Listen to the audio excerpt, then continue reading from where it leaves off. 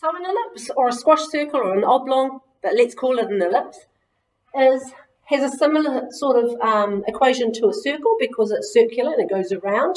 So we've still got that x squared y squared thing happening. We've got x squared plus y squared, and we've got something else. But it's not a radius this time. This time the stretch of it, so it can be stretched this way or squashed or stretched this way, happens by a number that's underneath these. A squared, b squared. All right, those two numbers tell us how much of the squash is, and this has to be equal to 1. That's the general formula for an ellipse. So what does it look like? So, like this. A goes with x, so A and negative A, negative B and B. But there's also two other really important points. They're in here, C and negative C. Now, those 2 points are how the ellipse is actually made. So it's all done by right angle triangles. If I've got a piece of string, and I put 2 pins in the board, and I put my piece of string around it, and I traced it with a pen, it would make an ellipse. These 2 pinpoints here are where the distances are measured from. So they're very, very important. They're called the foci. So the foci are C0 and negative C0. We've got the x-intercepts, that's pretty easy. X-intercepts are at A0 and negative A0. And the y-intercepts, B, 0B, and 0, negative B. Right, so there and there. So we've got all these important parts about an ellipse. But of course, there is a relationship between these 3 things. I just said it was a sort of like a Pythagorean relationship. So we know that A squared minus C squared equals B squared. All right, that's a really important relationship because it helps us sometimes to find out what A and B are. It also has something called eccentricity. Now, this is the thing that measures the stretch. So whether it is a squashed ellipse or a stretched ellipse. And its value is always C over A. If this C over A is close to 0, then this is going to look very much like a circle. If this C over A is close to 1, then it's going to be stretched. All right. Now, obviously, we can move this ellipse like we moved a circle, so we just have to put those P's and Q's in.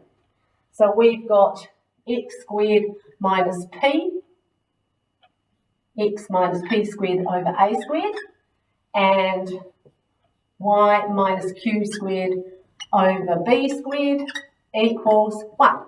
Still 1. So that's our proper general formula that moves the centre of the ellipse. So the centre is still at 0, right in the middle of the A's and the middle of the B's. The centre is going to be at PQ. And the other bits and pieces we have to discover. So let's have a look at how to draw an ellipse. E.g., x minus 2 squared over 4 plus y minus 1 squared over 1 equals 1. Now we wouldn't necessarily write that 1, but we need to know that b squared equals 1 so that we have our b values. So when we draw it, we've got a centre at 2, 1. Okay, so 2, 1, 2, 1. The b equals 1, so up from there 1, down from there 1. A equals 2, square root of 4, so 2 this way, 2 that way. Okay, that's our ellipse, like that.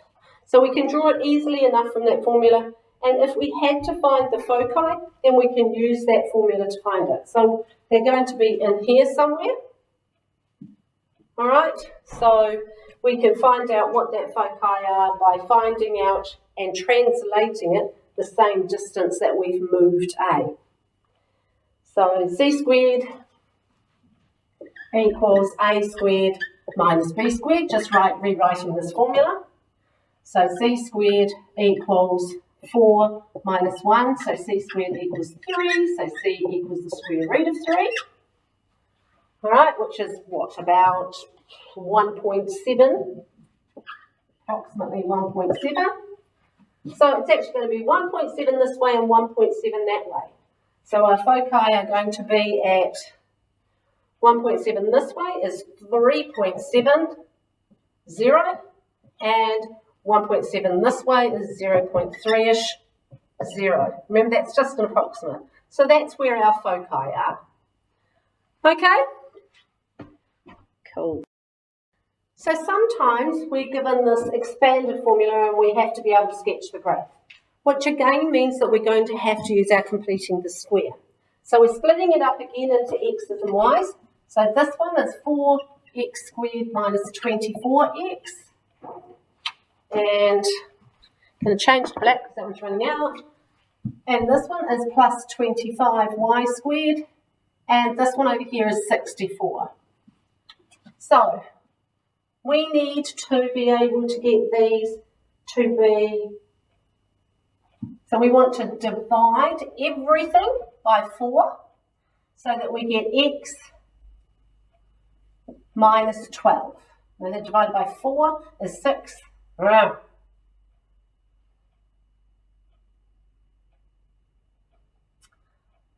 So this is x squared minus 6. So we've got x minus 3 squared. All right. This one, we're getting rid of the 25, is just y squared. This one we have to divide by 4 and 25. 4 for this, 25 for that. This one we need to divide by 25, which is 5 squared. It's always useful to know that at the time.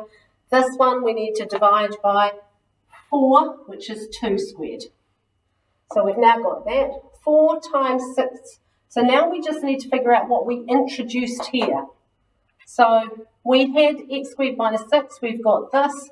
That multiplies out to x minus 6x plus 9. So we've got an extra plus 9. We need to add on that plus 9 over the 5 squared to over here. All right?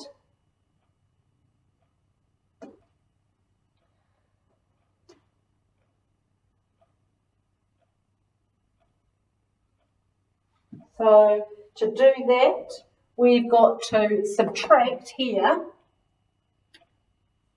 x minus 3 squared over 5 squared minus 9 over 5 squared.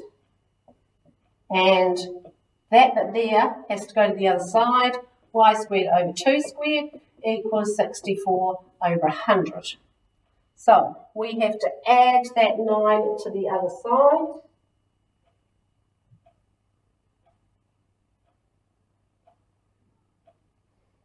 Nine over 25 to that side over there. So we've got x minus 3 squared. So I have to keep checking to make sure I'm looking at this correctly. And this one is plus y squared over 2 squared. And then 64 over 100, 64 over 100 plus 9 over 25, guys. So 9 over 25 is 36 over 100, 36 plus 64, 100 over 100, 100 over 100 equals 1, which it has to. If we don't get 1 here, then we don't have an ellipse, all right? So this is now an ellipse because it equals 1. It's got x and y's over things, so we can now sketch it. So if we're sketching it, we need to have negative centre at 3, 0. So 3, 0. We're going to go out each side 5, so out to 8, out to 2, negative. Got to go up and down 2, and then we've got our ellipse. Okay, so a bit messy in here, but it's that same logic of completing the square, but we have to account for this 4 and 25 by dividing everything through by 4 and 25.